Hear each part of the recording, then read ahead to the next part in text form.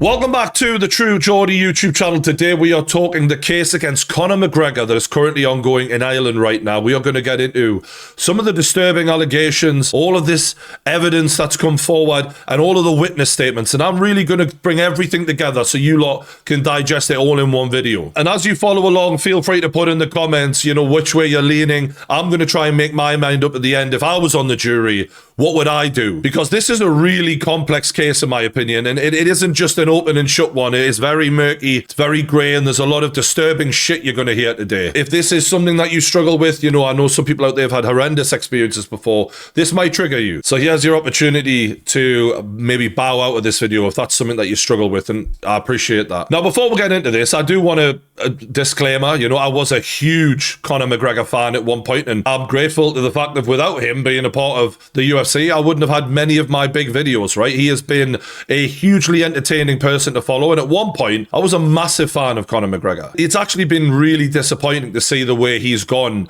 in the way he's behaved over the years, and now I'm the furthest thing from a fan. I'm so disappointed in who he's turned out to be honest with you. Irrespective of what he's being accused of here. He's been an arrogant dickhead towards a lot of people. But just because he's a dickhead, that doesn't make him guilty of this. And I'm a big believer in, despite my opinion of Conor McGregor as a person, I'm going to do my best to not let that affect my judgment here, because it's what something as serious as this deserves. Do you know what I mean? Me having a little back and forward with Conor McGregor in the past means nothing compared to the seriousness of SA allegations. And I will be careful about how I speak about this because of the way YouTube can be about sensitive topics. I don't like Conor McGregor personally, but that doesn't mean I'm just going to slam him because someone has said something about him, unless there's a real valid reason and evidence to support it. And just as a reminder, this is a civil case, not a criminal case. So this is about a financial payout. In a criminal case, if you lose, you're found guilty, you go to jail. There is no jail time for Conor McGregor in this. This is about him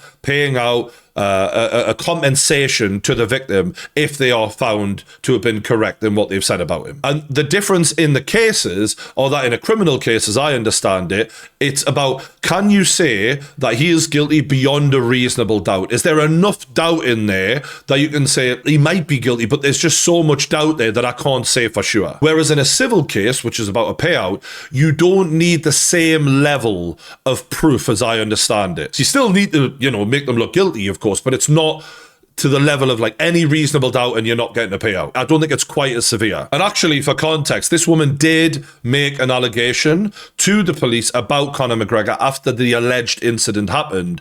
And the police said, we just couldn't get a conviction in this court case if we took Conor McGregor to court. We just think that there's enough reasonable doubt there that we wouldn't win that case, and therefore we're not going to prosecute. Which I think, you could argue adds some validity in the sense of a lot of the time people just go for the payout. They don't actually go to try and take someone to a criminal court case. So I think that says a lot about how serious in the eyes of the prosecution that this was. But that, again, doesn't prove anything. And in this video, I'm going to stop at any point and give my opinion on each person's behavior.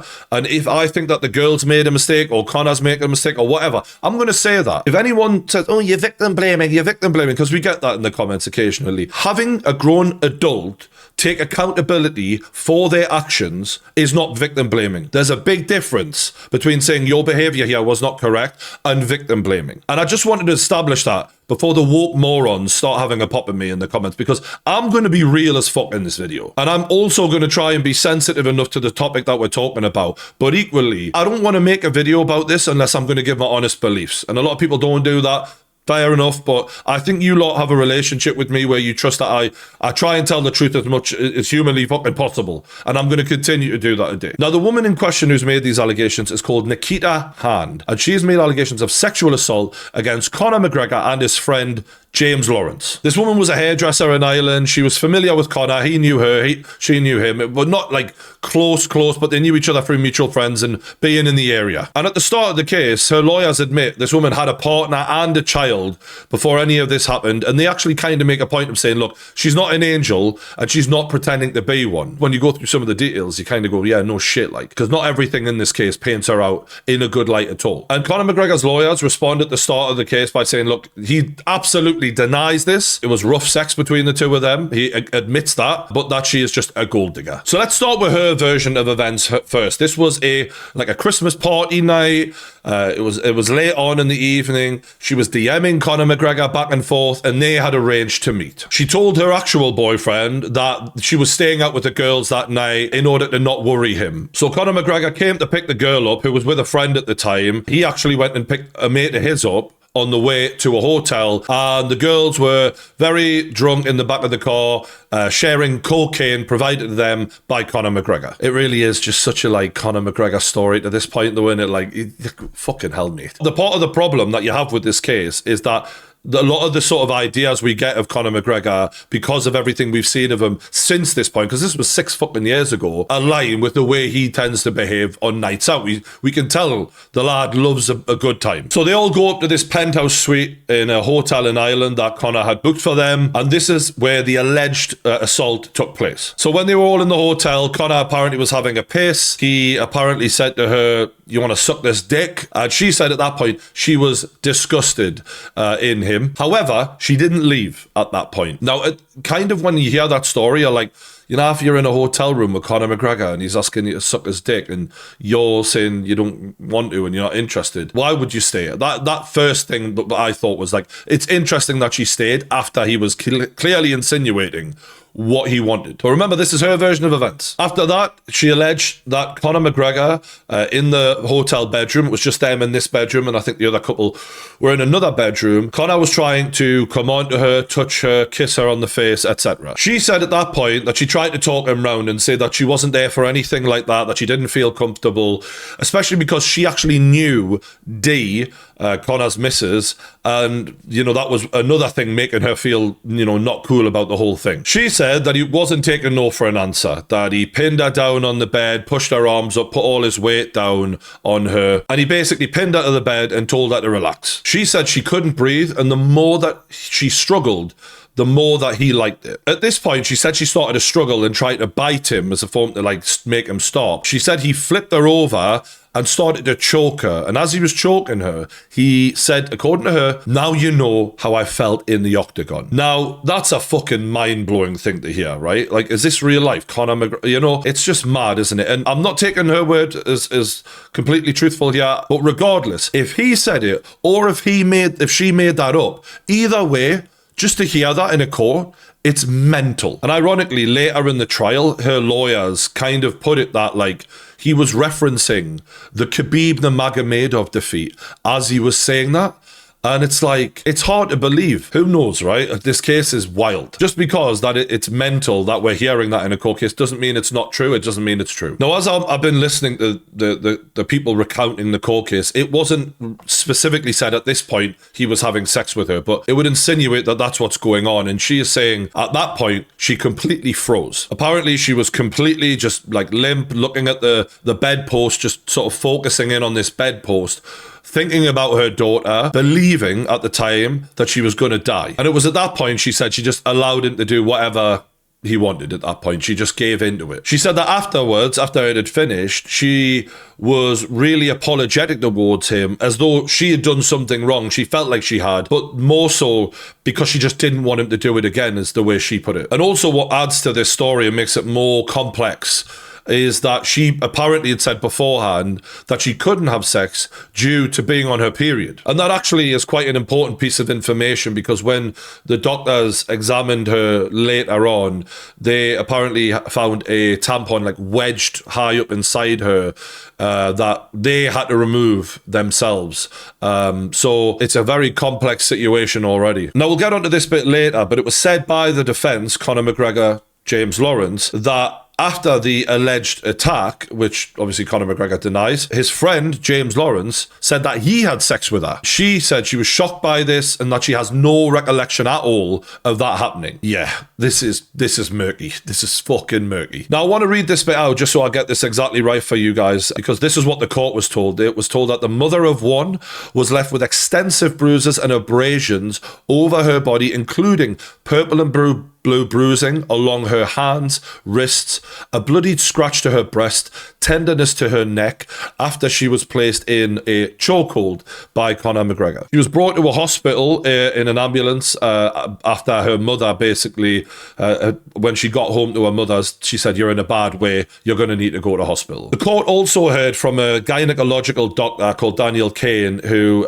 he deals with, he's a forensic examiner in sexual assault cases. He said she was very upset, shaking and crying when he was examining her. When he listed the bruising that he was taking note of on her body, he said it was inclusive of her arms, her face, her fingers, her forearms, her knuckles, her legs, her lower back, her buttocks, and the scratch on her breast. So like when we're hearing this, immediately when I was listening, I was like, fuck, like that's a lot of bruising. To get even one bruise from having sex with someone is abnormal. Maybe that's possible, one bruise, right? But to get that much bruising feels extremely abnormal. Impossible even. It's bizarre for that to happen in the event that that wasn't a sexual attack. So I must admit, when I was first hearing this, I was thinking, fuck me, Conor McGregor, it's not looking good for him. Yeah. And the same doctor was the one who used his forceps to remove the tampon, which was wedged up inside her vagina. And this man carries out hundreds of examinations on women in these kind of situations, and he said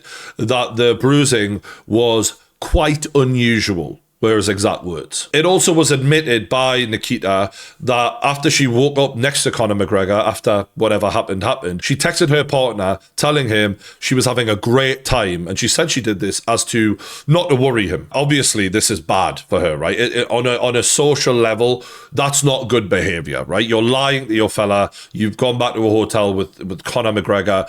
It doesn't make her look good. And as her lawyers even said, she's not an angel, and there's no point pretending that. And I think in the full context of this case, as we go on, there's a few things that you kind of look at her character and you go, this isn't helping you.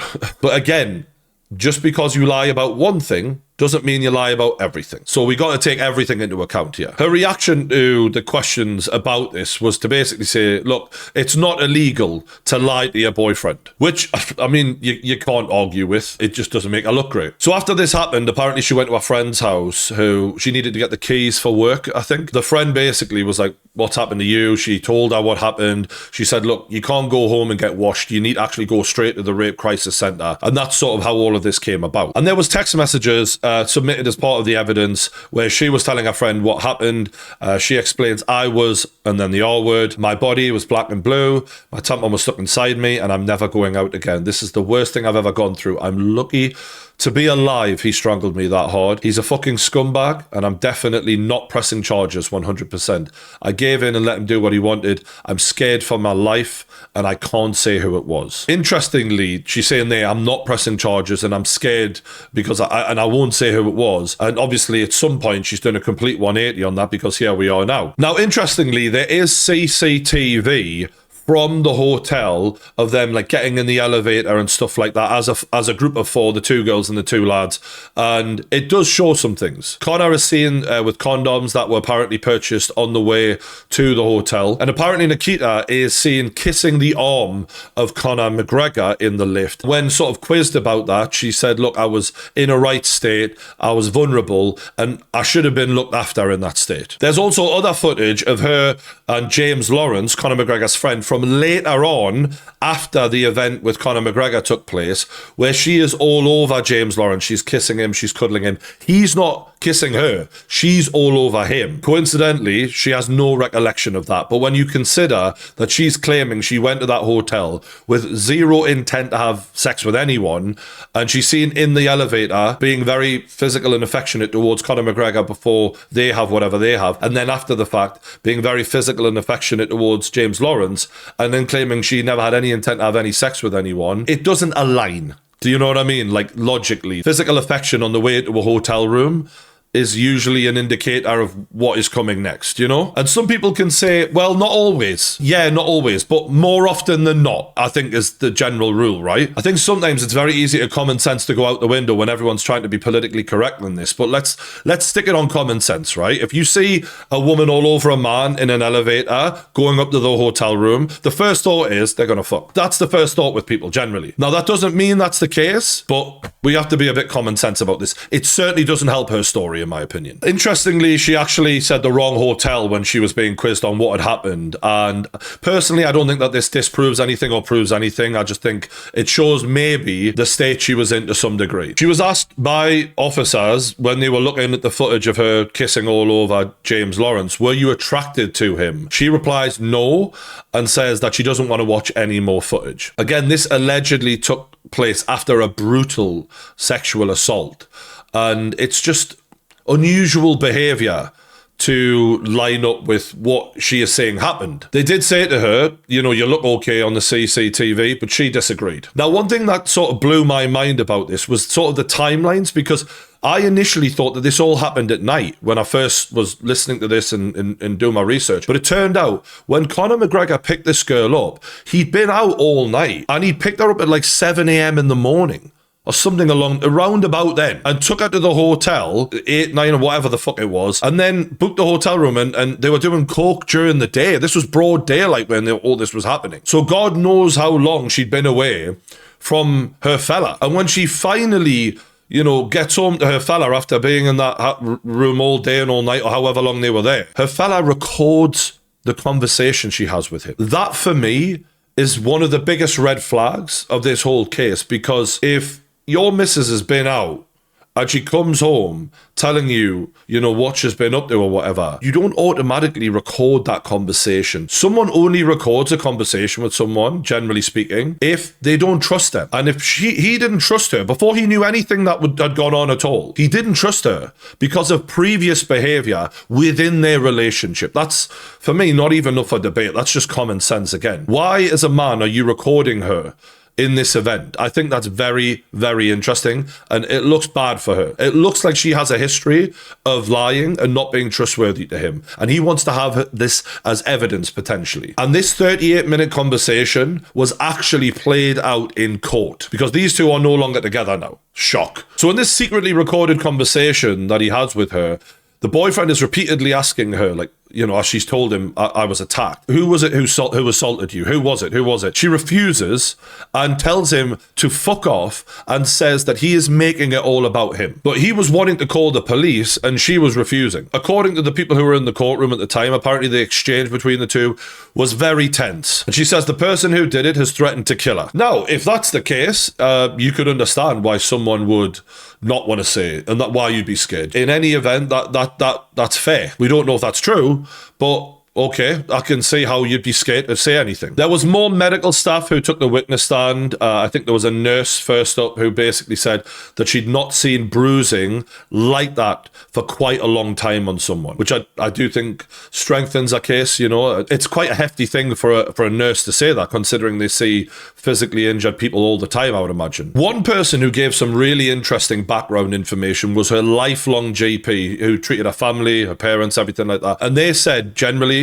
she has been an anxious person for a long time. She'd been on anti-anxiety medication for quite a while before any of this happened even. After the attack, the GP had diagnosed her as unfit to work. Apparently, there was a lot of fear from her of being identified as the Conor McGregor girl. And he diagnosed her with PTSD. She was very anxious and depressed. Apparently, there was fear, nightmares, anger, guilt, you know, a lot going on. That made her not able to work. What was really interesting, though, is at the time of this alleged attack, she was unable to cope with work for something else. In 2016, she'd been in a car accident, and she'd said that 2 years later, she was still suffering from anxiety from that, which made her unable to work. And I really, when I heard that, I was like, oh, I'm not sure. There are some people who are just looking for a reason not to go to fucking work, who will just play the system, and anything that life gives them, they'll take it, go to the doctor, and try and get out of going to work. Now, I'm not saying that's her, but a car accident from 2 years ago,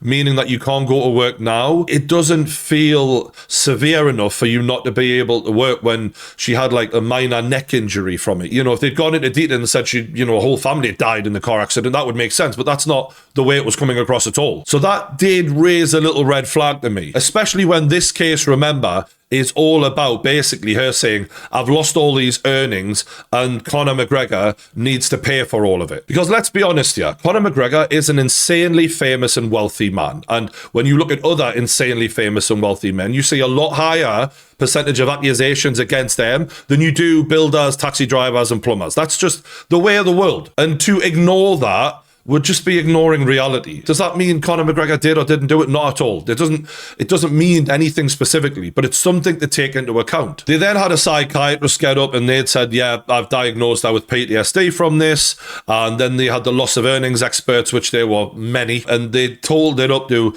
current losses to date from her not working, £136,000, and future losses, which I've find interesting to know how they can quantify that when can you say she'll be fit for work again or not. They rated that at £494,000. So it's a lot of dough that she's claiming for here. Now, the police evidence was then submitted, which was very interesting. They took swabs from all over Nikita, including inside her vagina, which confirmed that the semen in her matched Conor McGregor. And I couldn't help at this point but think about Conor McGregor's Mrs. D. I can't imagine this is easy for her. And it's like literal scientific, proof that, this guy has been doing whatever he's been doing over the years. I just feel sorry for that girl because clearly she loves Conor McGregor. And this is painful for her to go through as well. They didn't find any semen from James Lawrence, but he was using condoms apparently, so that kind of made sense. They also commented about Nikita's clothing being slightly damaged and that there was a tear on her jumpsuit, which was apparently beyond normal wear and tear. So I guess that they're leaning towards, maybe this was evidence to be taken into account from a potential attack. It's description that really doesn't go anywhere. It's very hard for me to hear that and go, well, what is that? And that's part of the problem here is we don't have people's tone of voice. We don't have the pictures of the bruising. We don't have photographs of the wear and tear, And I think that's where our imaginations have to fill in the blanks, and that does make that more difficult. So that was Nikita's side of the story with her evidence and her contributors. And now it was time for Conor McGregor to take the stand. He confirms that she was actually the one who messaged him initially on Instagram. He said he went on a night out to a DJ set. He took a picture of himself on that night out, posted it to his Instagram. She replied to that with a picture of herself privately in her dress for a night out. And he described that picture as provocative. And he said it was a nice picture and that he liked it. Now, immediately, I'm thinking, you've got a fella and a kid at home, you're on a night out, and you're sending Conor McGregor pictures of yourself in your dress, but then you're saying you've got no interest in having sex with him. Any man did that to a woman on a night out where you just random selfies, and that it signifies an interest. And that's something that I'm never ever going to agree with anyone on, that they say, oh, well, that's just perfectly innocent. It's fucking not. Not when you've got a man at home and a kid at home, and this man's notorious as his nickname, famous celebrity, and you're trying to get him to be interested in you, clearly. That part of her story just conclusively does not align with someone who's not interested in someone. Oh, she could just be trying to be friendly, yada yada. Bullshit. Bullshit. I'm not having it. If a man did that, I know for a fact what we'd all be thinking. It doesn't make a difference because you've got a vagina. Sorry. But equally, that doesn't mean that she wasn't attacked. But I'm just saying, it proves part of her story is not 100% genuine for me, and that she saying she had no interest in having sex with him. It doesn't make sense, that. Conor went to a nightclub around 2 a.m. and he kept partying. He was on the cocaine and all the bottles and all of that shite in the nightclub until about 7 a.m. And then the story is quite similar to before, right? He messaged her, he went and picked her up from the salon with a friend, took her back to the hotel, and when they get into the hotel room, he did mention that, she was very excitable. Obviously, you're in a fucking penthouse with Conor McGregor. You're on cocaine. I mean, fuck me. You're probably going to be excited. She apparently jumped into an empty bath, fully clothed with her heels on, and walloped herself into the bath, which he sort of described as weird. But they were having a good time, according to Conor. The party got started, the music was going, everyone was having a good time, and they were sort of kissing and touching each other at that point. He said that they were in one room and the other couple were in the other room, and she was performing oral sex on him at that point. Apparently, Nikita sort of shouted through to the other room, saying that the guy was a dirty bastard because he was licking the other girl out, who was a girl that she'd known from work, but they weren't super close. Conor says that they then engaged in fully consensual sex. He said, I was on top of her, her legs were on my shoulders. It was enthusiastic and athletic. Only Conor McGregor would describe sex as athletic. Knowing him in the media all these years, it's just such a Conor McGregor thing to say. It's almost like he's praising himself for his performance even during sex, which is very much him. He said they did many positions and he could also hear the other couple having sex as well. He said as he was having sex with her, Nikita was moaning in pleasure and saying, fuck me, and he ejaculated. Now, Conor wasn't wearing a condom. He just makes you think, man, fuck me. You're fucking around on your missus, and you're literally just like blowing it up, this girl who you barely even know that well. It's reckless behavior. It's wild behavior, that. And it's interesting that he would do that in an event where, if it was an attack, as she is claiming, he's really leaving all of the evidence at the scene of the crime there, if you get what I mean. But maybe he wasn't thinking about that. Who the fuck knows? He said it was all fun and good-hearted, and that at the time it was broad daylight, as I said, because we're now in the fucking middle of the day, even though they're basically continuing to party from the night before, and that at the time he said there was no blood and no tampon. He then fell asleep, and apparently when he woke up, they fucked again. She then got on top this time, according to him. After that, he wanted to leave. Apparently she was pulling on him, like asking him to stay, wanting to continue, but he wanted to leave, and apparently so did the other girl, Danielle, who was in the other room with his mate. So he dropped her off. He left James and Nikita at the room, and he says he saw no distress or no issues before leaving. They asked him what it felt like when he was actually accused of all this, and he just said it was the scariest thing that he'd ever been through in his life, and that it was completely false. Now, the cross-examination was quite interesting, because Conor did like have that Conor McGregor temper at one point. They initially asked him about the mobile phone and why he never submitted that to the police for further evidence, and his response was quite good, in my opinion, in that they never asked for it. You know, it's not up to him to do the police's job for them. So I thought that was a fair response. He did take offense to that question, though, as if like he was hiding anything, and he said, not at all. I want all of the evidence possible in this case. And then he really got annoyed.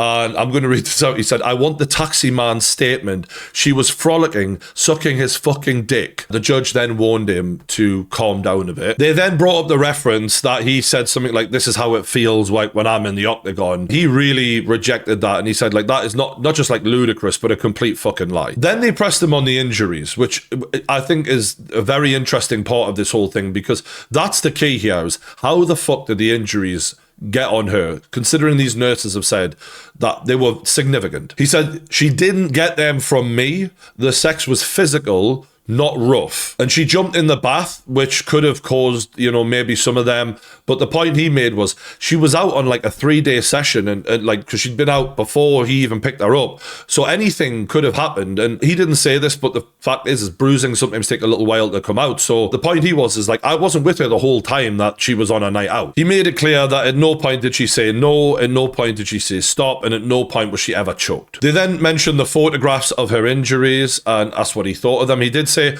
they are shocking, but they could have come at any point over that 3-day period. They particularly tried to pin him down on the scar on the girl's breast, which they say was caused by her watch. And particularly, I think the theory that they had is like he was pressing down on her, which caused her watch to get caught on her at one point and caused the scratch. He disagreed on that. And then they asked him about the tampon and how that was, needed to be removed from her when, you had sex with her. And he just said, look, the tampon wasn't there when I was there. I wouldn't have had sex with her if I'd known she was on her period. I wouldn't have done it. And it must have been put there after I had sex with her. One thing they did ask him was interesting was, or did you pay for James Lawrence's legal fees? Which he said yes. Part of the thing that makes this interesting is they kind of, her team are kind of insinuating that the reason James Lawrence is doing this for Conor McGregor is almost to back up his mate, and that potentially what he's saying isn't to be believed, but that Conor is looking after him. Make of that what you will, really. I mean, there's just no proof of it, so what can we say? Now, one of the most interesting moments of this case for me was when Danielle, the other girl in the other room, testified on behalf of Conor McGregor. I was shocked when I heard this, because I thought, you're with this girl, you're mates with her, you work with her, you're going to be on her side normally. That's the way it normally goes. So for her to come out and testify on behalf of Conor, it was a huge dent, surely, in the hopes of Nikita's legal team when you've got another woman who's in the penthouse at the time basically saying I didn't, say anything wrong at the time. We'll get into what she said. She admitted that they weren't like best friends, her and Nikita, that they just knew each other through work and that they weren't super close. They asked if there were any issues with the vibe at the hotel, the mood at the hotel. She said no. They said at any point, did anyone seem upset at all? She said no. She says as everything was going on, Nikita was, popping her head out the room and everything seemed fine. Did you see any bite marks on Conor McGregor? Because obviously she claimed she bit Conor McGregor at that point when she was apparently defending herself. She said no. Did Nikita seem distressed at all? She said no. Did you have sex with James? Which I think was something she initially kind of didn't want to admit to because she said it was irrelevant to the case, but she admitted yes, and that condoms were used. She said that Nikita days later told her that she'd been sexually assaulted, but that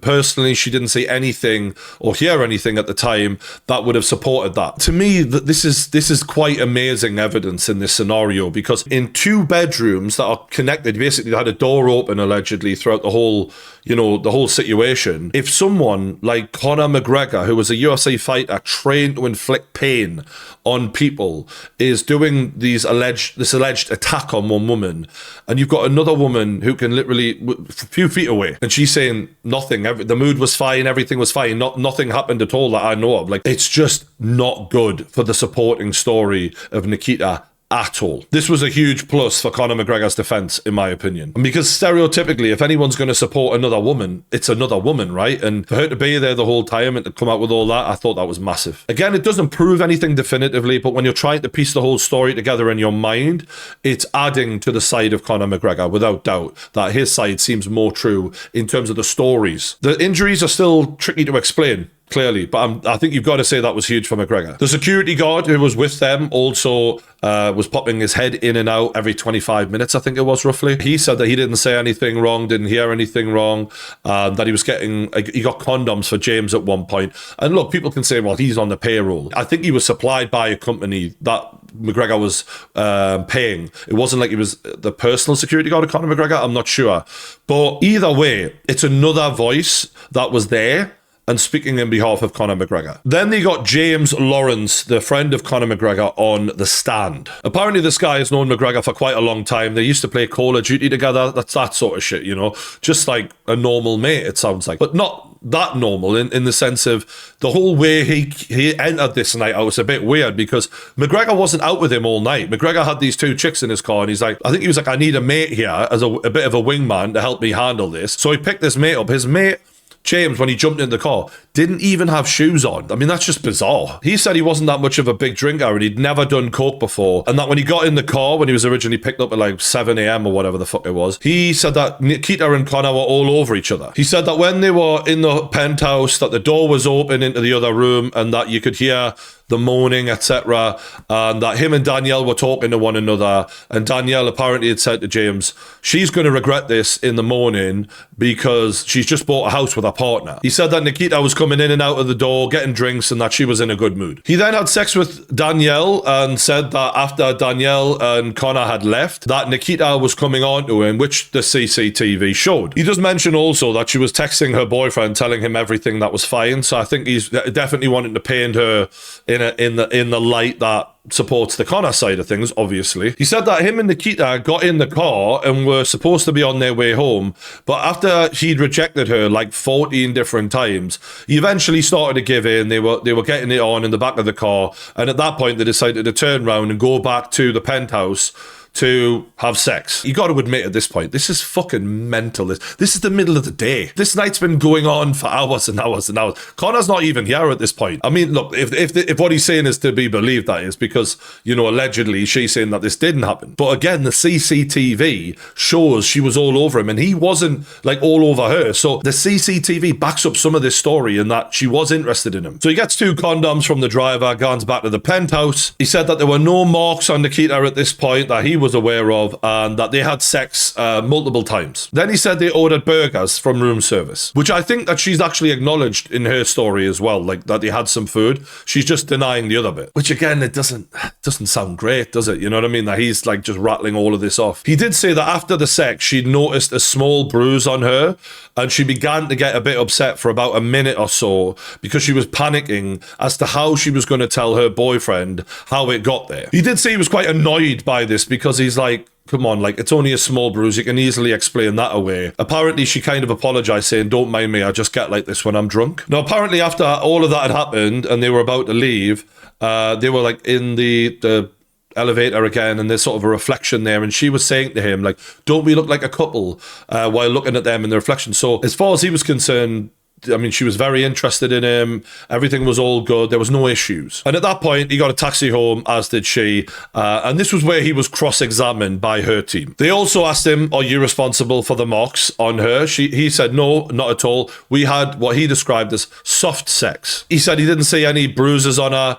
and that he'd rejected her 14 times. And he made a point of saying, look, you might not believe this, because I'm a man, but you can see it on the CCTV, which I think is so powerful for his side of the story, to be honest with you. They asked him, had he ever gone to a hotel before with Conor McGregor and girls and done this sort of thing before? He said, absolutely never. He confirms after this that he went home to his girlfriend. So, like, let's say no attack did take place. Every single person in this story seems to be cheating on someone. It is fucking mental. They did press him a bit on the violence issue, Conor McGregor, and he just said, look, I come from a family of women. If I thought that Conor McGregor had even slapped her, I wouldn't be here. I wouldn't stand for any of that, which felt quite a powerful thing to say in the moment.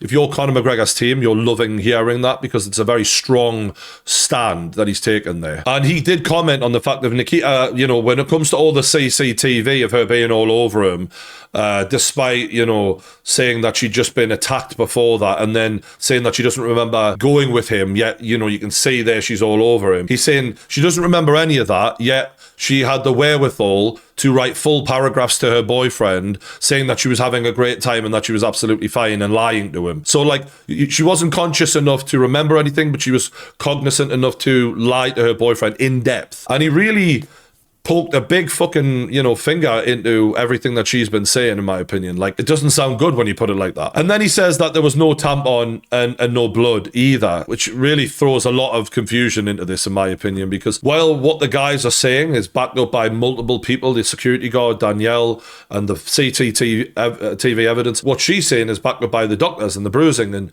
the, you know, the fact that they had to, like, remove this tampon. So it's a murky case, this. I think one thing that really doesn't play well for this girl is the fact of whenever they showed the CCTV and put it to her, she's like, well, I don't remember those bits. But she's remembering all the bits that no one can see and that there is no proof of. What she's alleging is not being corroborated by anyone in that room at the time, including her own friend who was there with her. And I think in most circumstances, if you're a few feet away and a girlfriend is in that room and a girlfriend is in that room and there's a severe, you know, bruising level sexual assault take place, for one girl to not hear it and not corroborate it and basically contradict everything you're saying about the vibe and how you were feeling, and this other girl saying you were absolutely fine the whole time, I can see exactly why the police were like, we're just not going to get a conviction here, because there's way more than just reasonable doubt here. There's a lot of doubt. When I look back at everything that both sides have said, you know, she says she didn't want to have sex when she went there with Conor McGregor. That, for me, with a lot of her actions, just does not feel accurate. This is a 29-year-old woman who had a child at home and a partner and had just bought a house, and yet